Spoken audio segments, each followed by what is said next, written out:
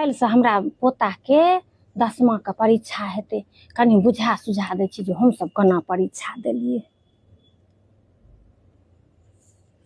Hello बउआ, हाँ हाँ, तो काल्हि जे परीक्षा देगा से हम सब केना दिया था ना, से कनि सुन लो। हाँ देखो, जे पहले आता रहेगा ना वो सब मोती जना अक्षर में पहले लिख लेना।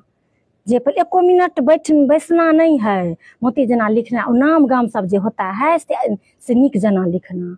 आ जते पहले आता है से लिख लेना।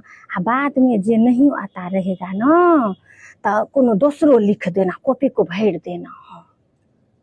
हाँ सबटा कॉपी को भर देना। हाँ हाँ हाँ हाँ, हम सब एना ही करता था। हाँ कोनो डर भर नहीं, खाली टाइम नहीं बर्बाद करना, 1 मिनट बैसना नहीं कि ये नहीं आता है, एना नहीं आता है, ओना नहीं आता है, ये सब नहीं करना। हाँ और एम्हर उम्हर देखते रहना जे कियो पुर्जी सब नहीं फेंक दे आगू में।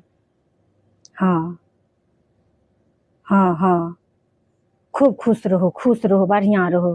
हाँ कल परीक्षा दो के आएगा तो हमरा से कनी बात कर लेगा। हाँ ठीक है ठीक है ठीक है। हाँ कनी बुझा सुझा दिलिए ये, भगवान करथिन खाली मैडम टा के क्लास में ड्यूटी नहीं रहे। गमिया ओ सब जे अबैत रहे छे घोड़ा घास ने, ओ सब जे करैत रहे छे, हमरा सह न भेले। जहिया परीक्षा देबो गेलिए सब दिन ओ नटनी मैडम सब रहे, एना एना कनी ताक दै छले, एना एना कनी ताक दै छले। सेटा बच्चा के हे भगवती कनी सेटा करबे जे कनी मैडम के नहीं ड्यूटी देबे, ओकरा सबके अबैत रहे छे अयो आ नहीं आ बड़का देखबैत रहे छे।